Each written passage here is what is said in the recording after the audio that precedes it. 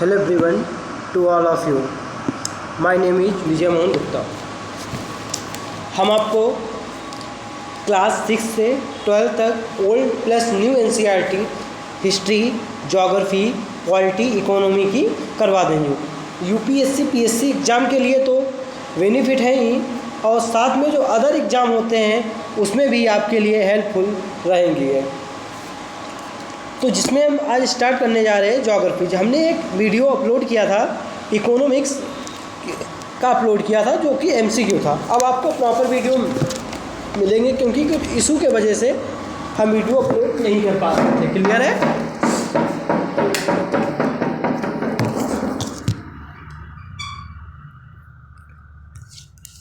तो हम उम्मीद करते हैं आप लोग इस सीरीज को फॉलो करेंगे.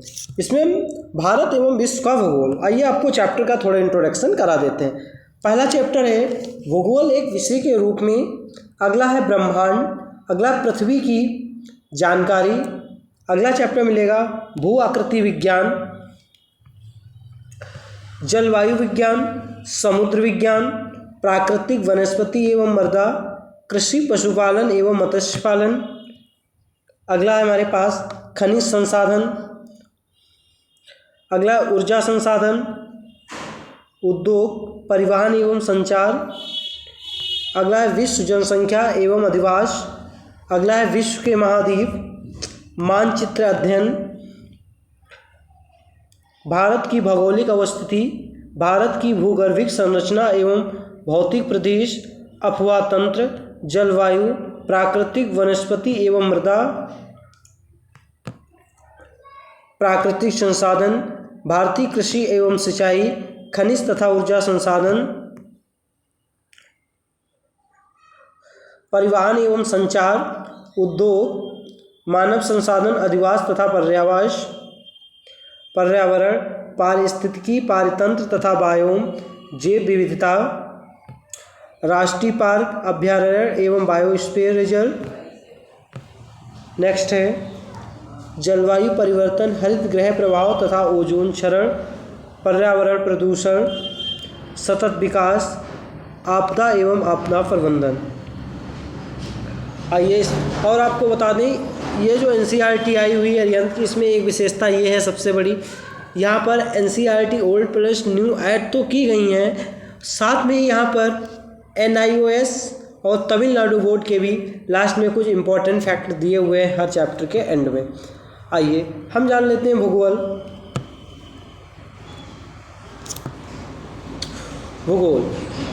भूगोल का सामान्य अर्थ है पृथ्वी का वर्णन होता है.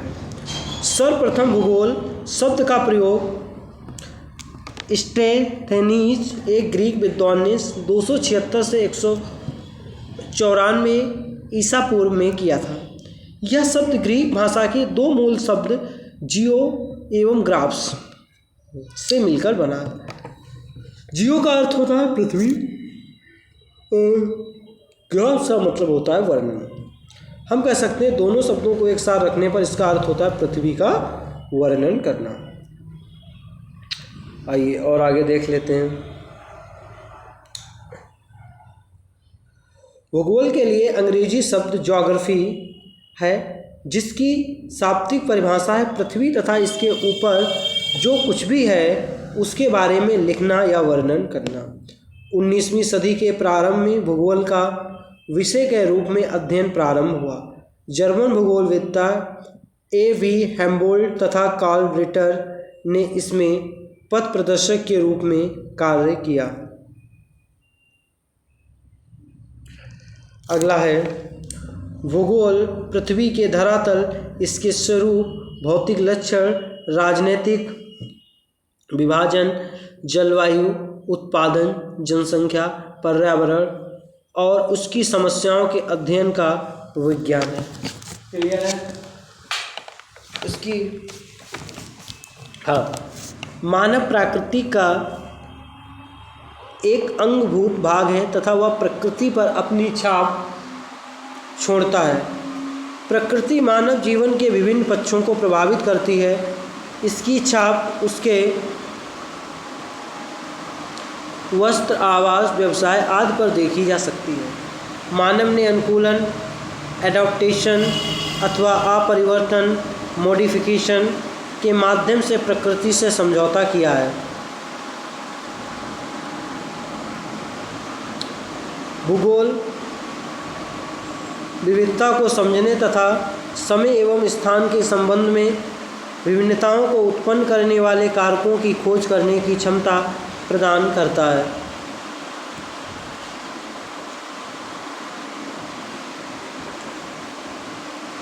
भूगोल की परिभाषाएं।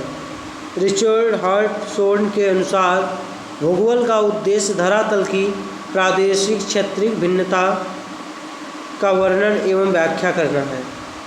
अल्फ्रेड हेटनर के अनुसार भूगोल धरातल के विभिन्न भागों में कार्यात्मक रूप से संबंधित तथ्यों में भिन्नता का अध्ययन करता है। एक समाकलन विषय के रूप में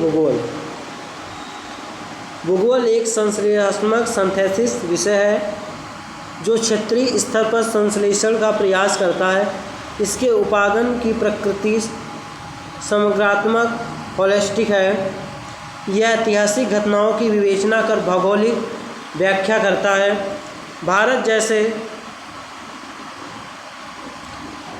जैसे भारत में हिमालय एक महान अवरोध के रूप में देश की रक्षा करता रहा है।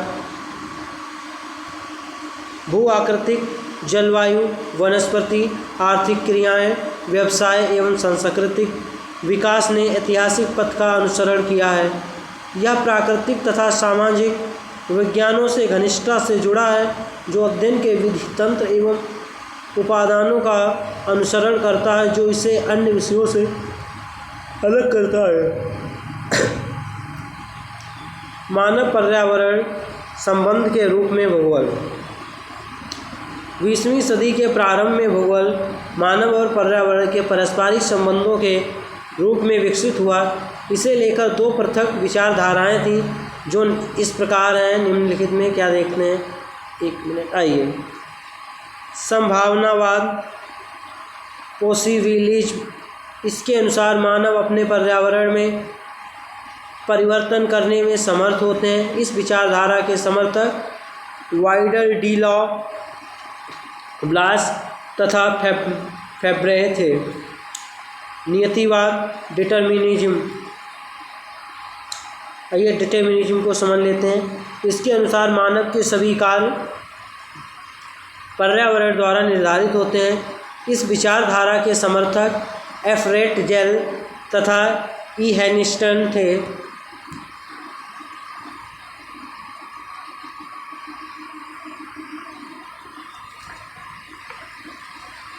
मानव पर्यावरण संबंध से संबंधित अन्य अवधारणाएं। मानव का प्रकृतिकरण और प्रकृति का मानवीकरण के संबंध में प्रस्तुत अवधारणाएं निम्न हैं। पर्यावरणीय निश्चयवाद, एनवायरमेंटल डिटर्मिनिज्म। मानव आरंभिक अवस्था में प्रकृति की शक्तियों से अत्यधिक प्रभावित हुआ तथा उसने स्वयं को प्रकृति के आदेशों के अनुसार समायोजित कर लिया। इस अन्योन्य क्रिया को पर्यावरण निश्चयवाद कहा गया। संवाद क्या होता है? जो संभववाद है। पॉसिबिलिज्म का मतलब होता है मानव ने समय के अनुसार पर्यावरण तथा प्राकृतिक बलों को समझा तथा सामाजिक और सांस्कृतिक वातावरण का विकास किया। इसे ही संभववाद नाम दिया गया। नवनिश्चयवाद, नियो डिटरमिनिज्म। भूगोलवेत्ता ग्रिफिथ टेलर ने पर्यावरण निश्चयवाद तथा संभववाद के बीच मध्य मार्ग की एक नवीन संकल्पना को प्रस्तुत किया जिसे नवनिश्चयवाद या रुको और जाओ निश्चयवाद, स्टॉप एंड जियो डिटर्मिनिज्म कहा गया।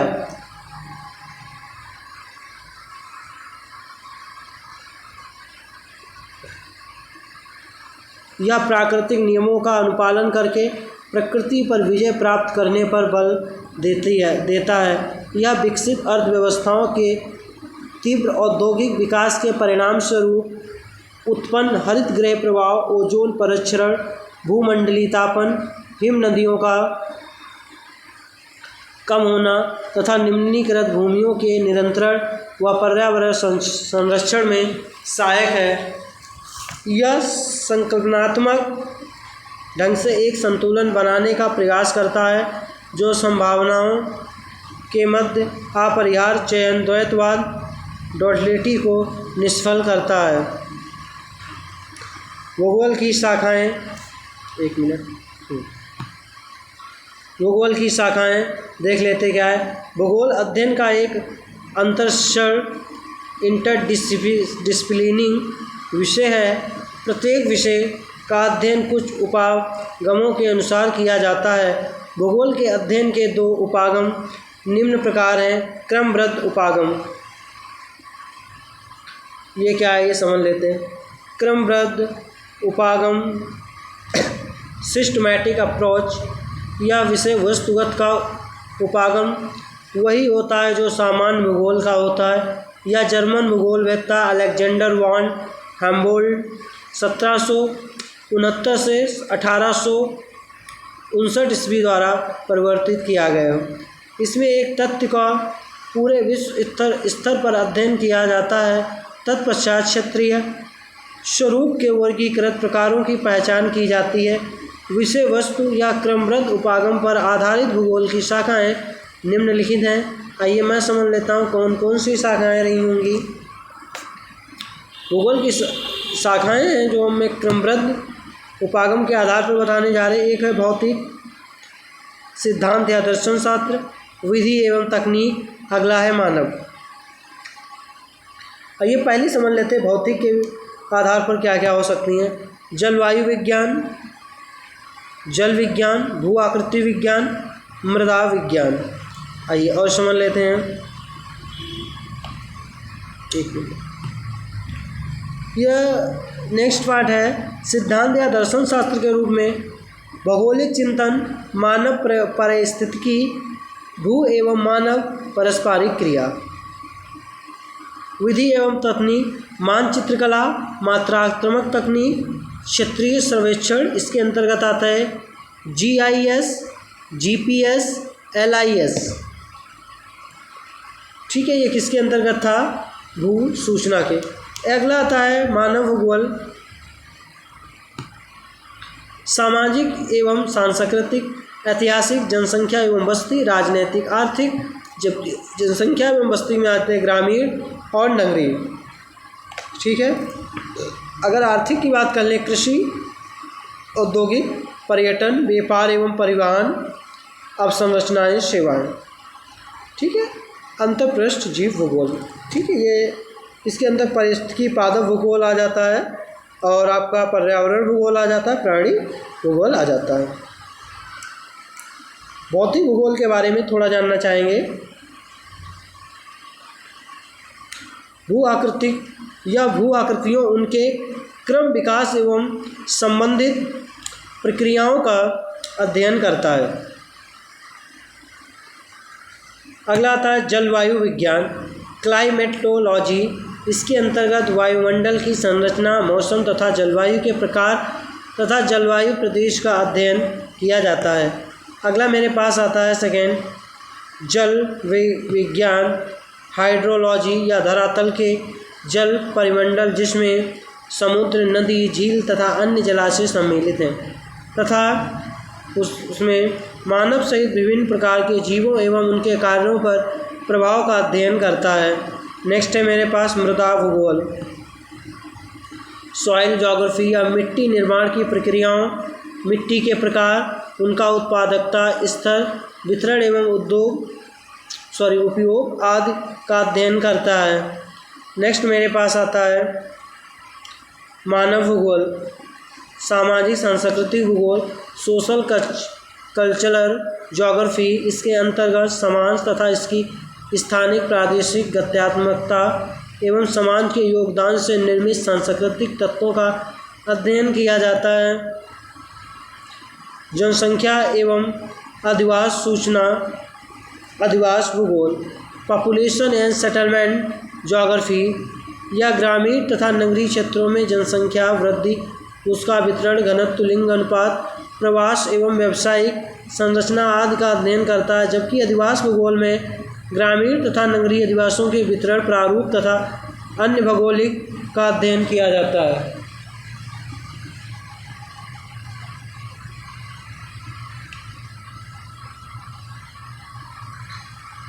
आर्थिक भूगोल, इकोनॉमिक ज्योग्राफी या मानव की आर्थिक क्रियाओं जैसे कृषि, उद्योग, पर्यटन, व्यापार एवं परिवहन, संसाधन तत्व तथा सेवाओं का अध्ययन करता है। ऐतिहासिक भूगोल, हिस्टोरिकल ज्योग्राफी या उन ऐतिहासिक क्रियाओं का अध्ययन करता है जो क्षेत्र को संगठित करती हैं। प्रत्येक प्रदेश वर्तमान स्थिति में आने के पूर्व ऐतिहासिक अनुभवों से गुजरता है। भौगोलिक तत्वों में भी सामयिक परिवर्तन होते रहते हैं और इसी की व्याख्या ऐतिहासिक भूगोल का ध्येय है। मैं एक बात करूं राजनीतिक भूगोल, पॉलिटिकल ज्योग्राफी या प्रत्येक क्षेत्र को राजनीतिक घटनाओं की दृष्टि से देखता है एवं सीमाओं के निकट पड़ोसी इकाइयों के मध्य भू वैधानिक संबंध, निर्वाचन क्षेत्र का परिसीमन एवं चुनाव परिदृश्य का विश्लेषण करता है। साथ ही जनसंख्या के राजनीतिक व्यवहार को समझने के लिए सैद्धांतिक रूपरेखा विकसित करता है। जीव भूगोल, भौतिक भूगोल एवं मानव भूगोल के इंटरफेस के फलस्वरूप जीव भूगोल का अभ्युदय हुआ है। इसके अंतर्गत निम्नलिखित शाखाएं सम्मिलित हैं। वो कौन कौन सी, आइए हम देख लेते हैं। जीव भूगोल ज्योग्राफी, इसमें पशुओं एवं उनके निवास क्षेत्र के स्थानिक स्वरूप एवं भौगोलिक विशेषताओं का अध्ययन किया जाता है। गला सूख गया, पानी पी लेते हैं, फिर इसको करते हैं कंटिन्यू, ठीक है। 1 मिनट, चलिए टॉपिक कर लेते हैं। प्रादेशिक उपागम कल करें।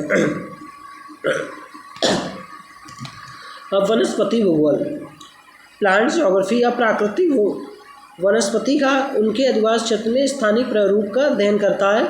परिस्थिति भूगोल, इकोलॉजी, इसमें प्रजातियों के निवास स्थिति क्षेत्र का वैज्ञानिक अध्ययन किया जाता है। पर्यावरण भूगोल, इन्वायरमेंटल ज्योग्राफी, संपूर्ण विश्व में पर्यावरण प्रतिबोधन के फलस्वरूप पर्यावरण समस्याओं जैसे भूगोल, खास प्रदूषण, संरक्षण की चिंता आदि का अनुभव किया गया है। इसके अध्ययन हेतु शाखा का विकास हुआ है। प्रादेशिक उपागम, इसको मैं कल करूँगा, ठीक है। यहीं तक फिनिश करता हूँ।